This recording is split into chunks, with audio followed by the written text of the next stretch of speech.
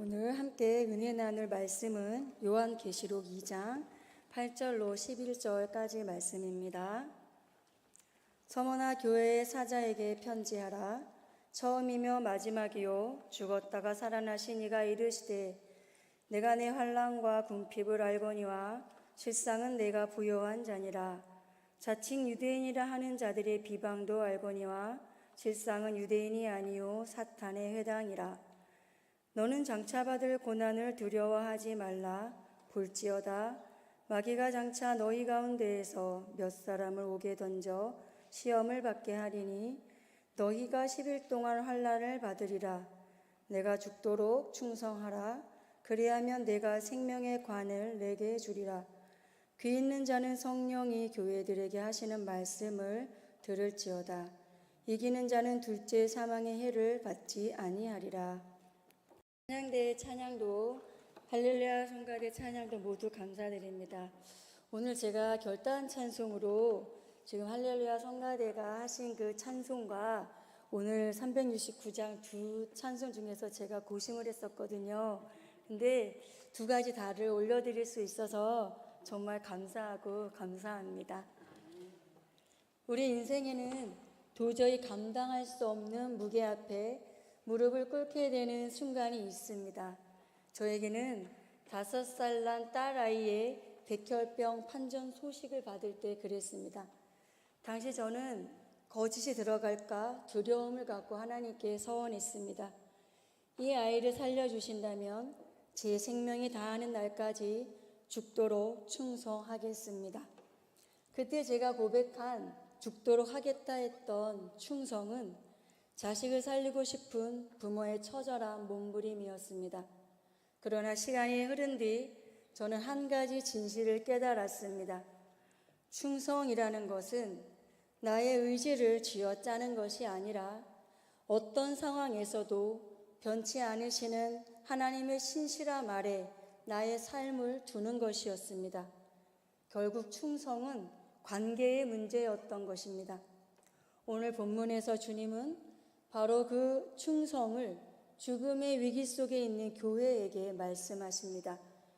계시록 7교회에 보내신 모든 편지를 보면 주님은 각 교회들이 겪고 있는 상황과 처지에 맞추어 자신을 표현하셨습니다.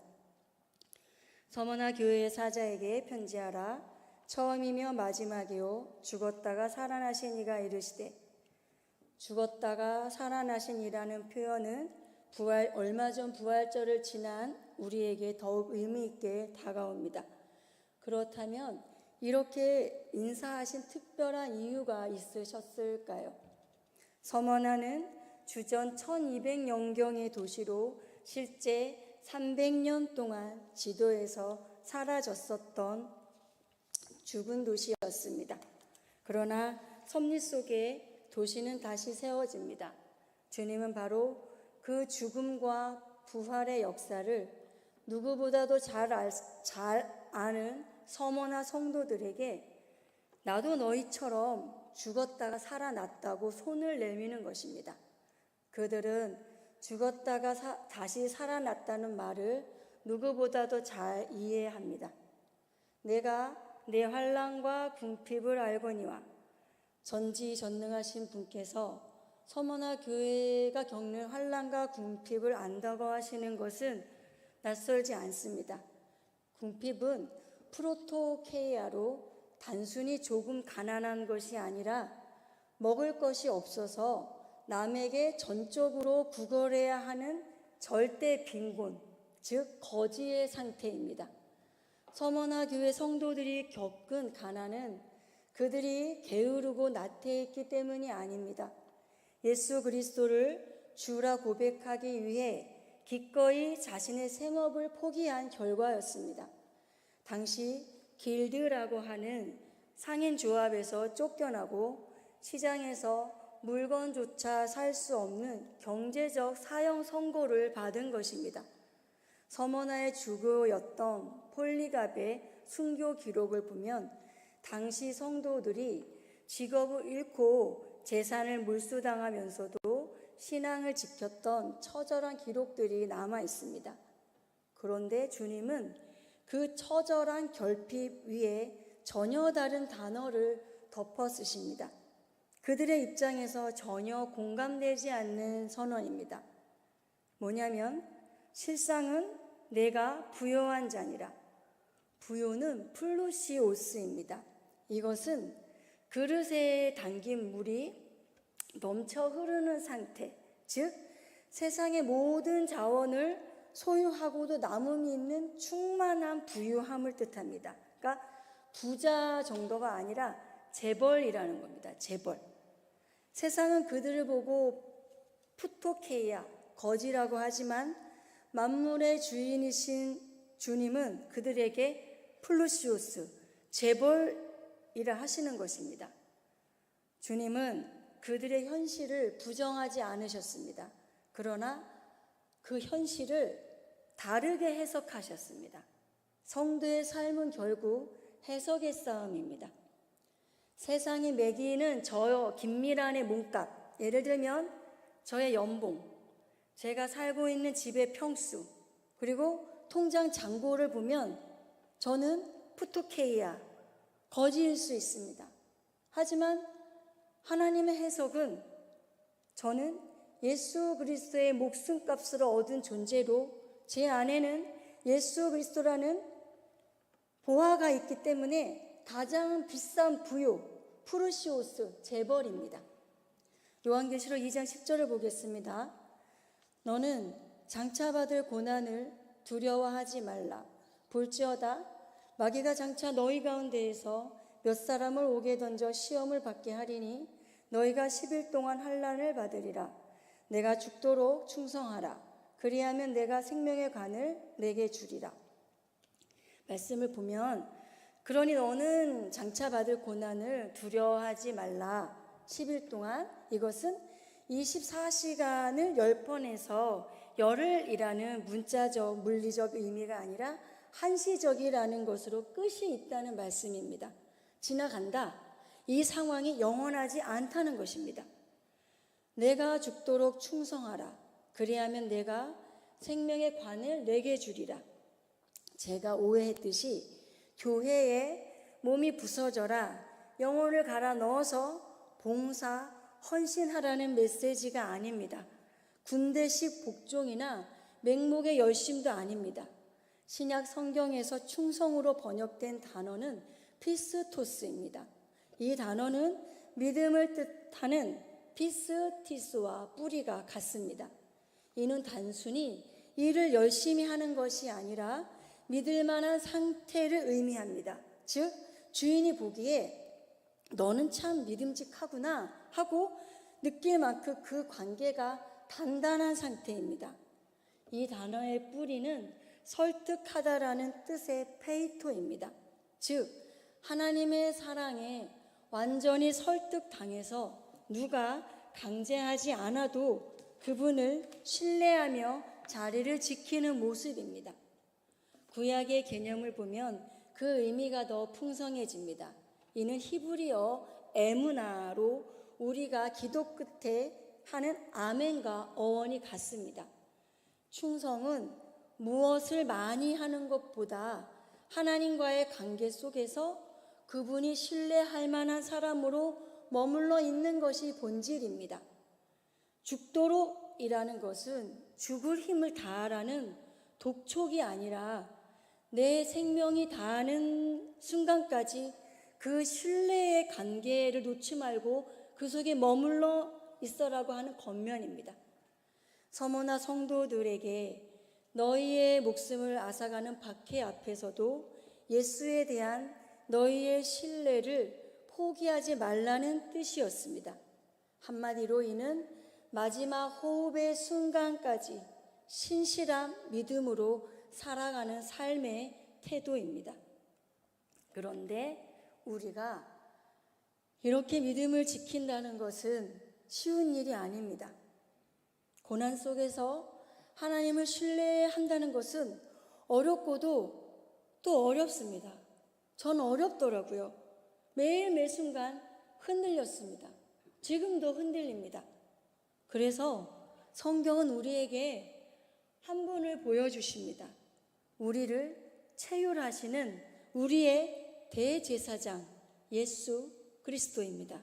히브리서 4장 15절을 보겠습니다. 우리에게 있는 대제사장은 우리의 연약함을 동정하지 못하실 리가 아니오 모든 일에 우리와 똑같이 시험을 받으신 이로되 죄는 없으시니라. 개역 한글을 보면 여기 동정이 체휼로 번역되어져 있습니다. 적어도 이 부분만큼은 예전 번역이 동정보다 체휼이 더 낫다고 저는 개인적으로 생각했습니다. 체휼한다는 말은 함께 고통을 경험한다는 뜻입니다. 체험하여 알기 때문에 긍휼한 마음이 충분히 있다는 것입니다. 삶의 폭풍우가 지나간 후에는 그것이 궁극적으로 나를 부요하게 했지라고 깨닫고 감사하는 것은 가능합니다. 그러나 당장 양식을 구걸해야만 하는 거지가 자신을 재벌이라고 인식하는 것은 어렵습니다. 불가능합니다. 세상의 셈법으로는요. 그러나 성도는 그렇게 할 수 있습니다. 이 궁핍을 향해서, 이 공고함을 향해서 넌 부요자야 라고 할 수 있습니다. 왜냐하면 이 말씀을 하신 분이 바로 나의 하나님, 나의 하나님에 대한 나의 믿음의 반응이기 때문입니다. 정확히는 믿음의 반응입니다. 이해되지 않는 상황이기 때문에 필요한 것이 믿음입니다.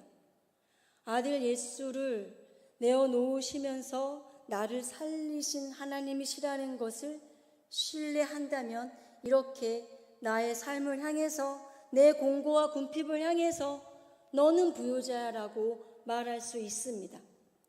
우리 주님은 우리가 연약함 때문에 겪는 모든 것을 모르시는 분이 아니라 그분은 하나님이시면서 동시에 완전한 사람이셨기 때문에 우리가 겪는 모든 것을 모르는 것이 단 하나도 없는 분이시라는 것입니다.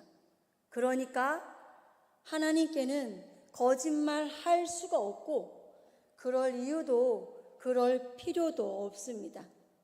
믿음의 반응, 믿음의 고백으로 나아가려면 즉 이 믿음은 결국 내게로부터 오는 것이 아니라 하나님으로부터 주어지는 은혜인데 그 믿음의 은혜를 얻기 위해서 우리가 해야 하는 한 가지가 있습니다. 히브리서 4장 16절을 보겠습니다. 여러분이 읽어주십시오. 시작.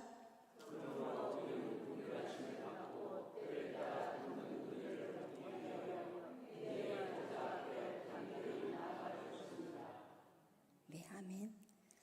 하나님의 보좌는 심판의 보좌만이 아니라 거기는 예수님의 의의 옷을 입고 나아가면 그 죄의 가리움을 받는, 연약함의 가리움을 받는 은혜의 보좌입니다.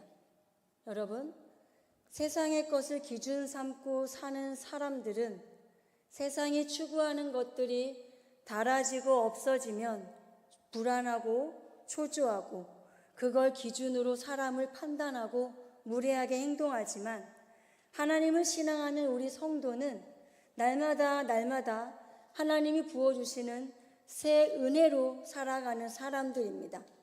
사실 그런 상황이 닥치면 처음에는 우리의 반응도 별반 다르지 않습니다. 하나님, 왜 접니까? 제가 뭘 잘못했습니까? 왜 저에게 이런 일 주시는 겁니까? 납득도 설득도 이해도 되지 않아서 답답함에 숱한 밤을 지새웁니다. 그러나 시간이 갈수록 고통의 밤이 깊어질수록 우리의 내면에서는 무엇인가가 올라옵니다. 내 의지와 혈기로 몸부림을 치다가 내 힘이 완전히 빠질 때쯤 성도는 고백합니다. 아, 하나님의 은혜였구나. 그 은혜로 내가 지금까지 살아온 거구나. 이 감각이 들어오면서 어려움이나 상황이 달라진 것이 아닌데 분명히 달라진 게 있습니다. 시각이 달라집니다. 다시 말해 사건을 바라보는 해석이 달라집니다. 같은 상황과 사건도 어떻게 보느냐에 따라 전혀 다른 삶의 내용이 되게 합니다. 인생은 결국 해석입니다. 그런데 그 해석을 오늘 주님이 여러분과 저에게 넌 부유자야, 거지가 아니고 재벌이야 라고 하시는 겁니다. 우리가 겪고 있는 그 환난과 궁핍에 대해서 부요라고 주님이 해석을 하셨습니다. 체휼한다는 것은 단순히 불쌍히 여긴다는 뜻이 아닙니다. 그 고통을 경험히 보았기 때문에 포기하지 않는 사랑입니다. 여러분, 제가 이야기를 하나 들려드리면서 설교를 정리하도록 하겠습니다. 14살 된 여자아이가 미국 보스턴 한 정신병원 구호소 지하 독방에 수용됩니다. 이 아이는 그 누구와도 이야기를 나누지 않습니다. 사람이 다가가면 괴성을 지르고 물건을 던집니다. 아이의 아빠는 알코올 중독자로 가정을 떠났고 이 아이가 8살 때 엄마가 세상을 떠나자 건강했던 언니는 어느 가정에 입양이 되지만 앞을 못 보는 이 소녀와 결핵이 걸린 남동생은 이 구호소에 남게 되었습니다. 소녀는 남동생을 돌보지만 어느 날 동생마저 죽습니다. 그러자 소녀는 그 누구와도 일절 대화도 만남도 하지 않았습니다. 사람만 다가가면 괴성을 지르고 난리를 치는 통에 이 소녀를 의사들도 포기합니다. 그렇게 지하 독방에 버려진 이 소녀에게 죽음만이 남은 길이었습니다. 그때 병원에서 은퇴한 간호사인 로라 할머니가 이 소녀의 사연을 듣고 찾아갑니다. 괴성을 지르다 벽을 향해 돌아앉은 이 소녀를 보고 마치 다정한 손녀에게 하듯 말을 건넵니다. 미동도 하지 않는 이 소녀에게 이 로라 할머니는 매일다시피 찾아가서 한두 시간씩 이런저런 세상 이야기를 들려줍니다. 그렇게 1년 정도의 시간이 흘렀습니다. 어느 날 이 로라 할머니가 산보를 할 때 들에 흐드러지게 피어있는 들국화를 봅니다. 소녀가 생각난 할머니는 그 들국화를 꺾어서 꽃다발을 만들어 돌아앉은 이 소녀 뒤에 슬그머니 밀어 놓았습니다. 그리고는 언제나처럼 세상 이야기를 들려줍니다.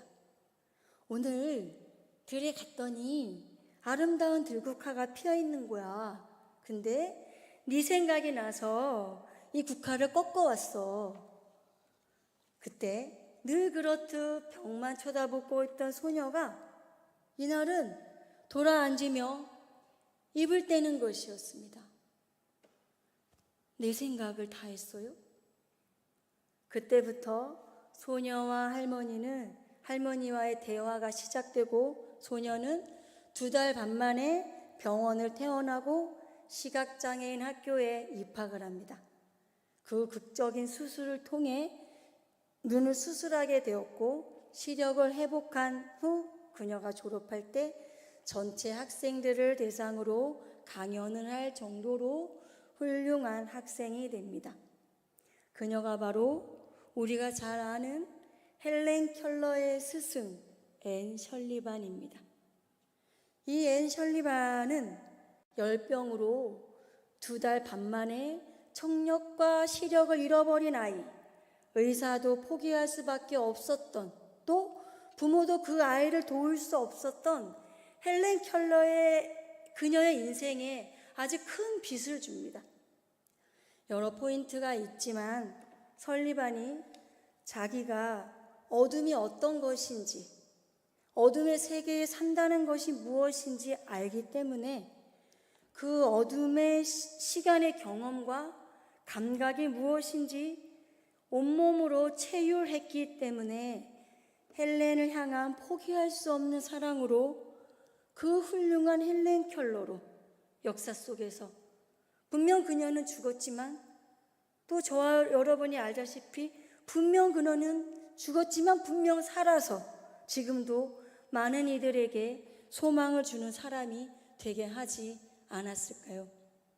여러분, 한낱 사람의 공감도 이토록 위대한 일을 이루고야 마는데 하물며 우리를 지으신 하나님의 공감은 어떠하겠습니까? 예수님이 복음을 선포하시기 시작할 때 회당에 들어가 이사야서 61장을 읽다가 나는 앞으로 이렇게 살 거야를 선포하셨습니다. 마음의 상처를 치유하고 감옥에 갇힌 자를 놓아주고 포로된 자에게 자유를 주는 이 일에 자신의 목숨을 내놓겠다고 하셨습니다. 이것은 저 멀리 계신 분의 동정이 아닙니다. 우리와 같이 배신의 통증을 알고 굶주림의 비참함을 느끼고 죽음의 공포를 경험하신 분이 내놓으신 체휼의 결단입니다. 그러므로 하나님 앞에서는 자존심을 부릴 것도 모양을 낼 필요도 없습니다. 그분이 이미 다 아시기 때문입니다. 그러니 나오십시오. 은혜의 보좌 앞으로. 우리 힘으로 살려고 하지 마십시오. 성도는 주님이 주시는 힘으로 사는 것입니다. 우린 성도입니다. 기도하시겠습니다. 주님, 은혜의 보좌 앞으로 나아갑니다. 주님이 주시는 힘으로 살아가는 우리의 인생이 되게 하여 주시옵소서. 나의 마지막 호흡이 닿는 순간까지 믿음의 사람으로 살아갈 수 있도록 우리를 돕고 도와 주시옵소서. 예수님의 이름으로 기도드립니다. 아멘.